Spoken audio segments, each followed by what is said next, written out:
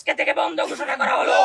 আলহামদুলিল্লাহি রাব্বিল আলামিন ওয়াসসালাতু ওয়াসসালামু আলা আশরাফিল আমবিয়া ওয়াল মুরসালিন ওয়া আলা আলিহি ওয়া আসহাবিহি আজমাইন। সম্মানিত এলাকাবাসী এবং সাংবাদিক ভাইরা, আপনারা অবগত আছেন সরকারি মাদ্রাসায়ে আলিয়া একটি ভারতীয় উপমহাদেশের একটি প্রাচীন এবং ঐতিহ্যবাহী বিদ্যাপীঠ।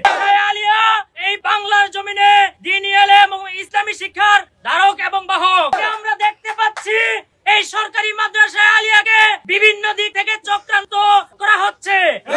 একটি অংশ হিসেবে গত ফ্যাসিস্ট সরকার এই সরকারি মাদ্রাসা আলিয়ার মাঠকে তারা অবৈধ এবং জোর দখল করার চেষ্টা করেছে।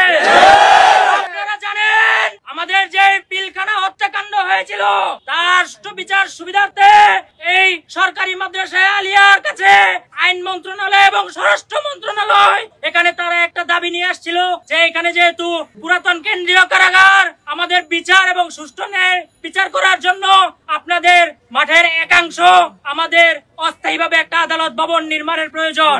তখন এই সরকারি মাদ্রাসা আলিয়া জাতির কথা বিবেচনা করে অস্থায়ীভাবে একটি আদালত নির্মাণের সুযোগ করে দিয়েছিল।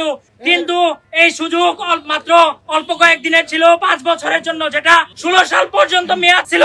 কিন্তু পরবর্তীতে এটা মামলা দীর্ঘায়িত হওয়ার কারণে 18 সালে এসে বিডিআর বিদ্রোহ পিলখানা হত্যাকাণ্ডের যে মামলার কার্যক্রম সার্বিকভাবে শেষ হয়ে যায়। কিন্তু এই স্বৈরাচার হাসিনা এবং তার ফ্যাসিস্ট দূষররা এই সরকারি মাদ্রাসা আলিয়ার বিরুদ্ধে চক্রান্ত বন্ধ করেনি।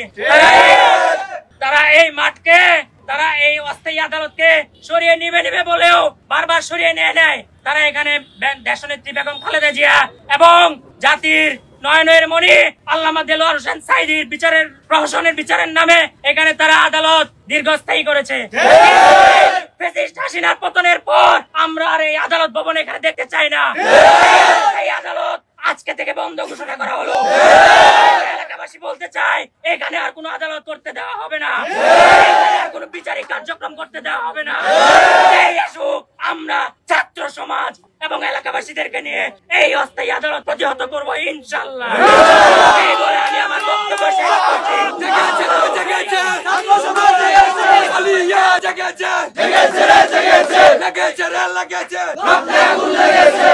এই মাঠ আলিয়া, এই মাঠ আমাদের, এই মাঠ আলিয়া।